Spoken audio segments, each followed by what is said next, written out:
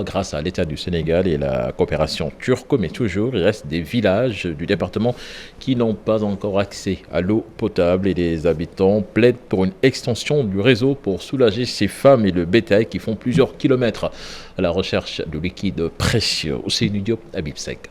Puis, l'eau peut couler dans ces robinets des villages de Mbantou, Lerabé et Ngaoulé dans le département de Podor. Une doléance de plusieurs années satisfaite grâce à la coopération entre le gouvernement sénégalais et des partenaires turcs. Pour le moment, 3 forages d'un coût global de 30 millions de francs CFA ont été construits. Mais face à la demande très importante, les populations demandent l'extension du réseau. Utile pour les populations qui regorgent tout ce qui est le développement à la base, parce que c'est l'eau, source d'eau, c'est pour l'agriculture, c'est pour l'alimentation d'eau pour les bétails. Dans ces localités, sur 100 villages, seuls 154 ont accès à l'eau potable. C'est au niveau de la couverture des localités. C'est le paradoxe au niveau de la couverture des localités et au niveau des branchements domiciliaires.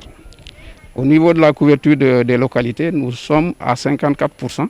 C'est-à-dire quand vous prenez 100 localités, il n'y a que 54 localités qui ont accès à l'eau potable. Ici, partenaires et autorités locales ont plaidé pour l'entretien constant de l'infrastructure hydraulique pour assurer l'alimentation en eau à des milliers de personnes. Utilisé de manière très utile pour que demain, si nos amis, nos bailleurs, nos amis reviennent pour voir, ils trouveront que l'édifice est bien entretenu.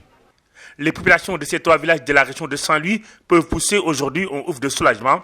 Ces 3 forages construits en Bantou, Ngaoulé et Lerabé vont assurer l'alimentation en eau à plusieurs milliers de personnes